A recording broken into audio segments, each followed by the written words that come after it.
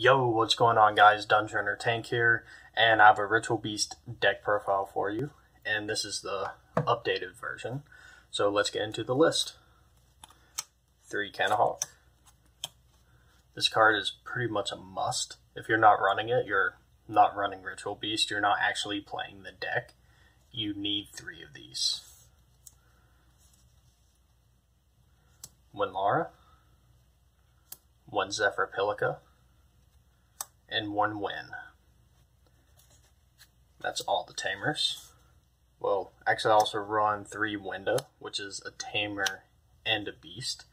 And you really only need 2, but the reason why I run 3 is that Ritual Beast actually have consistency problems. So whenever you run 3, worst case scenario, if you open it up, you just set it and maybe a trap card, and then just in turn, and your opponent destroys it, you can special summon another Winda. Depending on the situation, they destroy that Winda, then you can special summon a beast or something from your extra deck. And that should put you in position to where you can actually do something. So it can actually like fix your hands in a way. And onto the beast. We run 3 Cannahawk and 3 Rampingu. So I've tested 2 Rampingu in the past, and it doesn't really work, because with Ritual Beast, you basically need a tamer, preferably Elder, unless if you have the field spell engine, to where you can get an additional normal summon if it's a psychic. So, but for the most part, you basically want Elder plus Cannahawk or Elder plus Rampingu, and that's basically what you need to do in order to actually go off. So 3 Rampingu and 3 Cannahawk is pretty much a must. In my opinion, it seems to be the best ratio. And then also run 1 Apelio, because he's actually really good. And then onto the hand traps, 3 Effect Veilers, 3 Ogres. Now the Effect Veilers, you can replace them with Ash. In fact, you actually should replace them with Ash if you have Ash. I don't have Ash, so I'm taking more of a budget approach and using Effect Veilers. Ogres are pretty much necessary. Ogre is just really good and solid. And with Ritual Beast, you pretty much need hand traps in case you go second, so you can disrupt your opponent's plays and not lose. So if you have Ashes, run Ashes instead of Effect Veiler. Then we have the Field Spell Engine. So Terraforming, Oracle of Zephyr, Brain Research Lab. So this just gives you an additional normal summon with a Psychic. So you normal summon your Beast, activate effect. Then you can normal summon one of your Psychics, and then basically go off. Oracle of Zephyr, searches out Zephyr Pilica. So that's what that does. 2 Twin Twisters. Now, the thing about Twin Twisters is that Waken the Dragon is now a thing. So, for the most part, I usually really watch out with a Twin Twister, but it's still yet useful. And why I run Twin Twisters over something like Cosmic Cyclone is because the pitching a card actually a lot of times actually helps out. Like having a beast or something in the graveyard helps out actually a lot of times. So, it's usually not a brick. Then we have 3 Desires. Now, with this card right here, it's actually pretty amazing. It is amazing if you get all your searches off and pretty much get all your combo pieces out. Then you can activate Desires, banish 10 cards, and it really doesn't matter what you banish. Then you just draw 2 cards and plus. So that's why I run Desires. But really and truly, you should try to get Apelio out before activating this, because otherwise there's a chance that you'll banish him, and you don't really want to banish him. So for the most part, you want to try to get your plays off before activating this. Sometimes it's been able to unbrick me and happen to where I can go off, but a lot of times you just end up banishing cards you don't want to banish. So it's better to go off as much as possible. And that's it for the spells, but I actually want to mention a couple spells. One is Cosmic Cyclone. So you can either throw this in the side deck or replace it with the Twin Twisters. But this is actually a good card that can replace Twin Twisters, or you can throw in here if you want to. But I also run the Solemns, so it might end up costing you too much life points. And discarding a card to hit 2 cards usually isn't much of a problem with Ritual Beast, because it helps you plus sometimes. So just want to mention that. And also Gold Sark. So Gold Sark can actually be really amazing, especially with Wind, because you get Wind, Gold Sark, the Canahawk, and you can just go off. I actually decided not to really run it for the hand traps, and also sometimes Gold Sark will brick, and like you'll basically just activate it and have to wait the 2 turns to add the card to your hand, and when that happens, you'll probably lose. So that's happened to me a few times, and like it was really bad. But for the most part, Gold Sark is actually a pretty good card. I would run it at like 1 or 2 if you want to consider it. It's entirely up to you. Now onto the traps. I run 2 Ambush, 3 Steeds. So this seems to be the best lineup for me, because 3 Ambush is usually too bricky, and 3 Steeds is just right. I was experimenting with 2, but I was missing the 3rd one too much, and it's actually too good not to run, because it's non-targeting removal. And then we also run all the Solemn cards. And yeah, this actually ends up working out really well. And so usually if you end up bricking hard and you have something like Winda, you can set Winda plus like a strike or something, so you can disrupt your opponent's plays. And if they beat over a Winda, you get a special summon on top of that. So it's actually not too bad. So that's just 10 traps in this deck. I tried running more, but it seems like I just bricked way too hard. And another trap to actually consider is Torrential Tribute. I don't run it because Steeds is basically Torrential Tribute. But if you combine Torrential Tribute with Strike, you can potentially have some like nutty plays. But with Torrential Tribute, what's so good in this deck is that if you have one of your ultis on the field, you can tag this out, Chain Link 1, and then Chain Link 2 this right here. So this will resolve, blowing up all the monsters on the field, and then you special summon your 2 banished monsters from this right here, and then your monsters are not destroyed. So it's actually really good.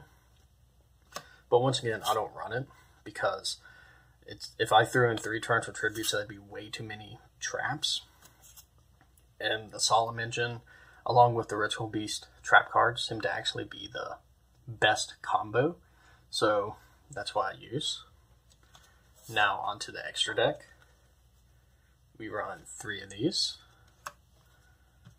This is the new Link monster. Is actually really good.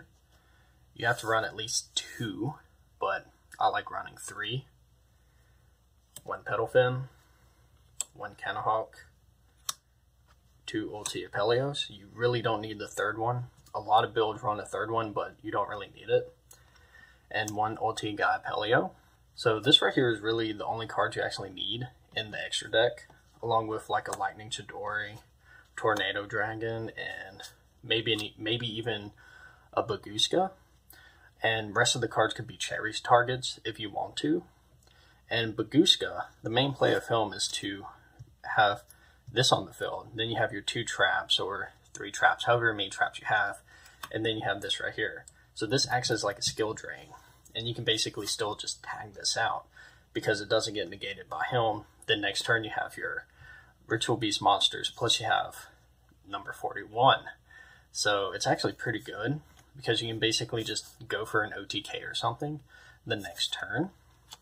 But as for the other extra deck cards I would play, I also have a Sky Cavalry Centaria in case you end up bricking with the Elders, which occasionally happens. This right here is optional. Then I run the Utopia package. I do have a Lightning, but I don't have it on me at this moment. So sorry about that, but just pretend like there's one here. So then the last card I run is Ultimate Falcon.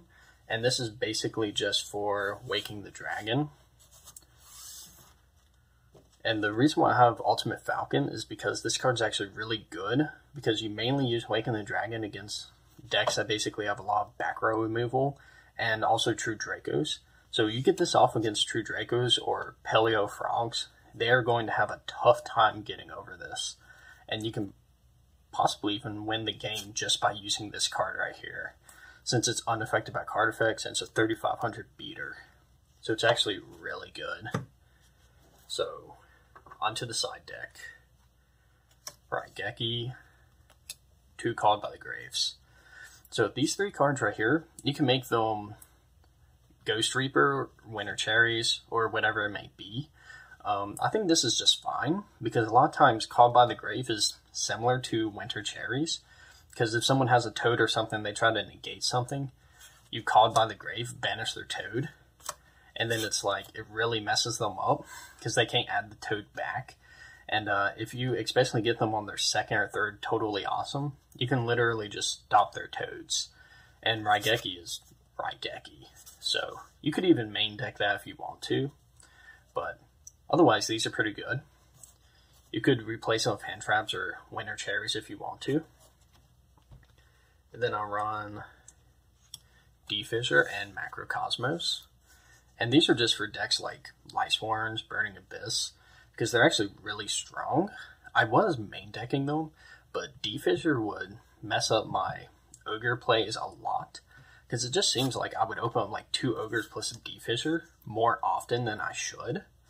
So yeah, even though I can usually play around it, because you just activate D-Fissure and your opponent will try to get over this because it messes them up so much, and then they start doing their plays, then you Ogre them.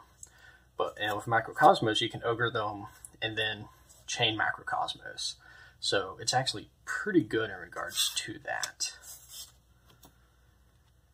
2 Waken the Dragons for decks that have a lot of back row removal and True Dracos, so you can bring out your Raid Raptor and win the game.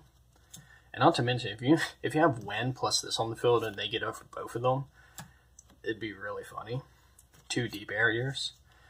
This is also good to pair with Called by the Grave, because it's like most of the decks you're going to go up against that are going to be tough. It's probably going to be like ABC or Paleo Frogs. So D-Barrier plus those 2 cards is pretty lit to use against them.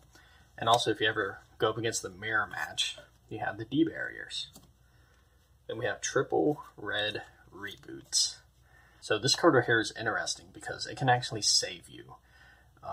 So it's like you can red reboot a strike that was aimed towards your ulti Kenhawk, because you don't really want to use that. You try to play in a way to where you don't lose that card. So red reboot's actually a good card to actually have in your side deck, even if you have to pay half your life points. So yeah, that's the only downside, but you can still set it and also use it and not use life points. And if your opponent like sets a card, so if they activate strike, pay their life points, they have to reset it, and then they can set another card from their deck. So if they set something like Judgment, you can Twin Twister them and hit those 2 cards right there, which would be like really lit. And then to finish off the side deck, 2 Anti-Spells and Imperial Order. So these cards are pretty self-explanatory. They're actually really good. For the most part, Spells isn't that big of a deal for you, so you can actually get by with running these cards. So Imperial Order is really funny, because someone will like Twin Twister or something, or just like Imperial Order. So yeah, that's why we run cards like this. So yeah, that's the deck profile, guys. Let me know what you think. Oh yeah, and I almost forgot to mention, here's 2 other cards that you should consider adding into your extra deck. A second copy of this, because you can still dump it for Mpingu instead of dumping another Link monster. So if you have the second one of these, since we were on 3 Winda, it would be a 3200 beat stick.